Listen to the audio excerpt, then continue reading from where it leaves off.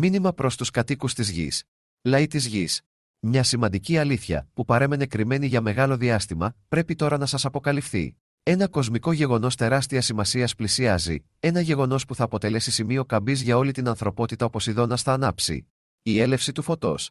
Η ανάφλεξη του Ποσειδώνα, που έχει προγραμματιστεί για τις 15 Δεκεμβρίου 2031, δεν είναι απλώς ένα αστρονομικό φαινόμενο. Πρόκειται για μια θεϊκή αποκάλυψη, μια πνευματική φώτιση που θα αλλάξει το πρόσωπο του κόσμου μας. Αυτή η στιγμή σηματοδοτεί το τέλος του σκότους και την αρχή μιας νέας εποχής, όπου όλη η ανθρωπότητα θα έρθει αντιμέτωπη με την αλήθεια.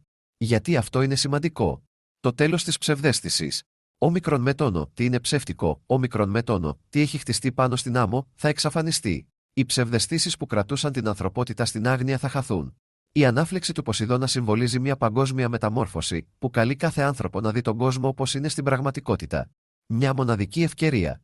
Αυτό το γεγονός δίνει σε όλους την ευκαιρία να ανοίξουν την καρδιά και το μυαλό τους, να στραφούν προς το φως και να κατανοήσουν επιτέλους το βαθύτερο νόημα της ζωής. Το βιβλίο της ζωής του Αρνίου, ο οδηγός σας. Για να κατανοήσετε τι έρχεται και να προετοιμαστείτε για αυτή τη μεγαλειώδη αλλαγή, πρέπει να διαβάσετε και να στοχαστείτε το βιβλίο της ζωής του Αρνίου. Αυτό το βιβλίο είναι ένα κλειδί, μια πηγή ζωντανού νερού που φωτίζει το θεϊκό σχέδιο και σας καθοδηγεί στον δρόμο της αλήθειας. Δεν είναι ένα συνηθισμένο βιβλίο, είναι γραμμένο για όσους αναζητούν το φως με καθαρή καρδιά, για όσους είναι έτοιμοι να δεχτούν την αλήθεια.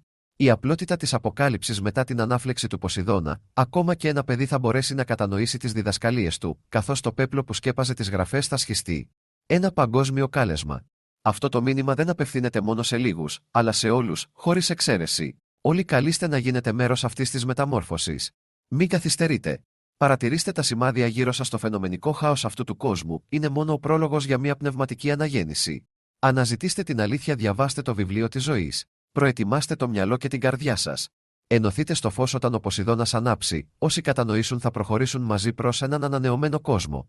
Η επίγουσα στιγμή. Ο χρόνος είναι περιορισμένος. Έχουμε εισέλθει σε μια μεταβατική περίοδο, μια εποχή όπου η διάκριση και η προετοιμασία είναι κρίσιμες. Η αλήθεια είναι κοντά, αλλά απαιτεί ένα πράγμα από εσάς: ταπεινότητα για να ακούσετε και θέληση για να δράσετε.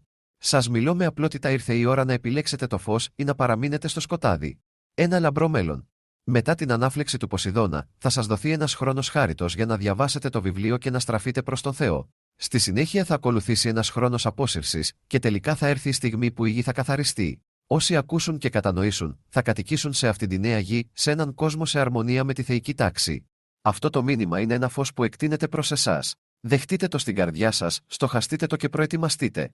Το φως έρχεται και η αλήθεια ανυψώνεται.